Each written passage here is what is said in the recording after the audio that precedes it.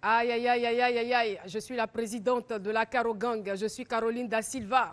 Aujourd'hui, je suis venue vous présenter un comprimé qui va vous guérir de la mauvaise humeur. Vous prenez un à midi, un le soir avant de vous coucher. Ce comprimé, ça s'appelle C'est Midi. Et je vous assure, mesdames et messieurs, c'est midi, c'est maintenant.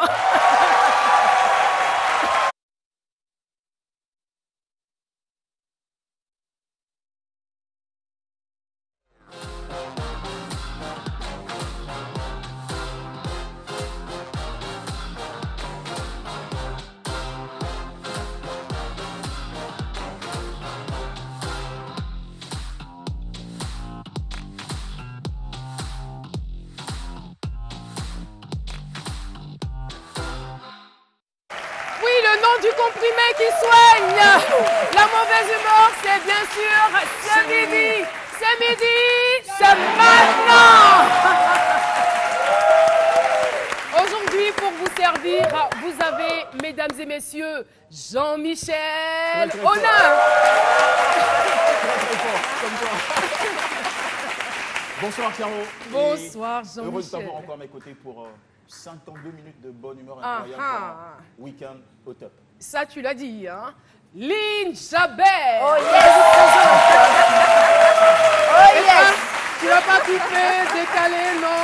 Non. Comment tu vas, Caroline? Ben, je vais très bien et toi? Ça va très bien parce que et je ça sens se sent, hein? la chaleur, tu sais, l'ambiance dans ce studio.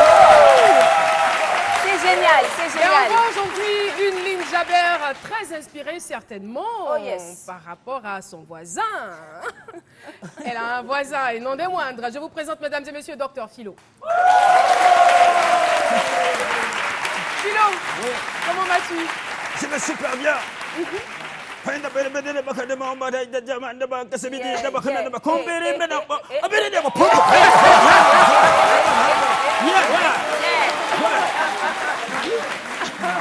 Alors, tout ça, ce sont les éléments de la Caro Gang. Un quatrième élément de la Caro Gang que je vais maintenant rejoindre, Chef Lazare.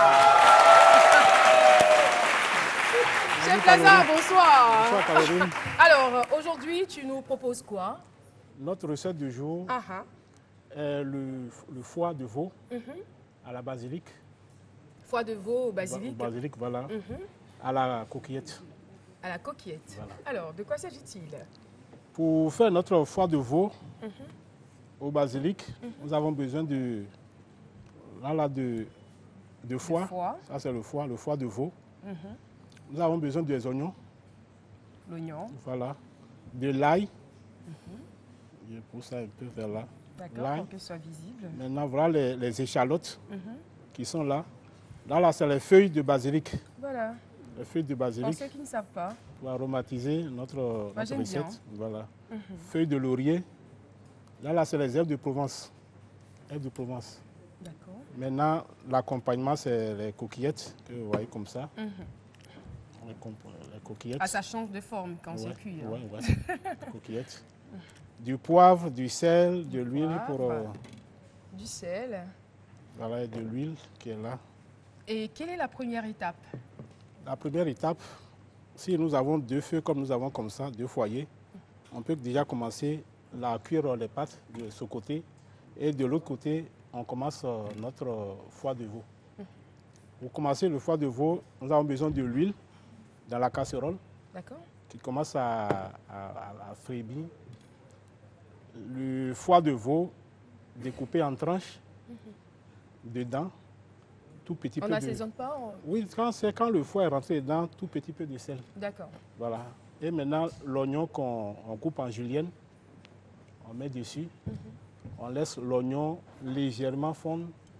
On met l'échalote, purée de l'ail, le feuille de laurier, les herbes de province et on rectifie maintenant l'assaisonnement. Rectifier l'assaisonnement, c'est de voir si le sel qui est au départ, ça va ou s'il faut ajouter un peu et un peu de poivre.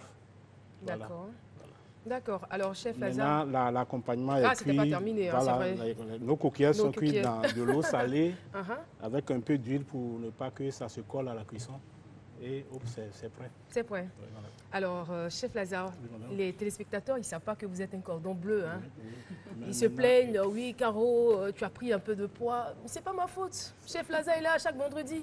Bon, il y a pas de problème. merci beaucoup. Merci,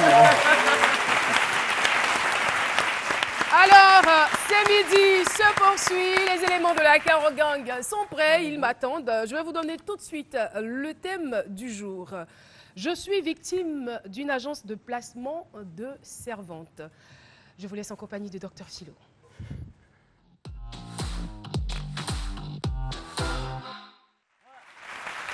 Philo, Merci, oui. Ben, victime d'un réseau de placement, déjà, quand on parle de réseau, c'est déjà une structure fictive. Hein. C'est bon pour dire que, oui, mais quand je parle de fiction, ça veut dire qu'il y a l'illégalité là-dedans. C'est de ça que je vais parler. Donc tu veux dire que les réseaux de téléphonie... Et donc, non, mais c'est un phénomène très récurrent, hein, ces maisons de placement de jeunes filles. Au fait, il y a... c'est des jeunes filles qui viennent directement du village. Il est sérieux, là. Voilà. Ça ne me plaît pas. Non, non, parfois, Il est dans son humeur de souvent- docteur. Et donc, ces jeunes filles qui quittent le village, malheureusement, arrivent en ville, ne sachant quoi faire, arrivent là, et puis bon, elles sont obligées de se confier à ces maisons-là, qui sont dans aucune égalité, qui sont là, à ton nœud. Bon, et puis ces jeunes filles, ce qui est encore bizarre, c'est qu'elles sont analphabètes et même illettrées, parfois même illettrées.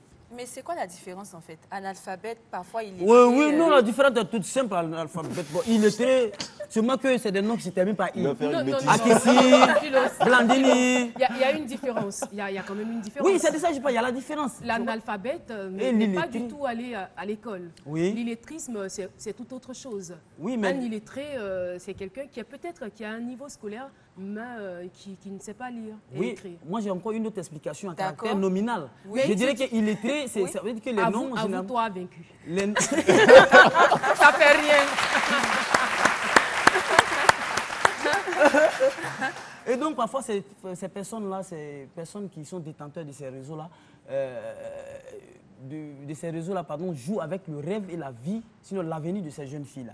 Voilà. Quand Ce je sont dis des rêve, parce que ces vendeurs jeunes filles-là, d'illusions. voilà, ces jeunes filles-là, parfois, elles-mêmes, leur rêve, c'est de devenir servante.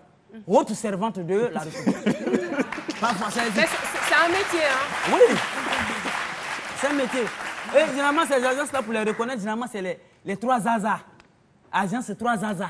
Ça veut dire quoi? Ça veut dire agence animoville à caractère humain. Ça veut dire quoi? Le créateur. Où tu as enlevé ça? Ok, je répète encore, où tu as enlevé ça?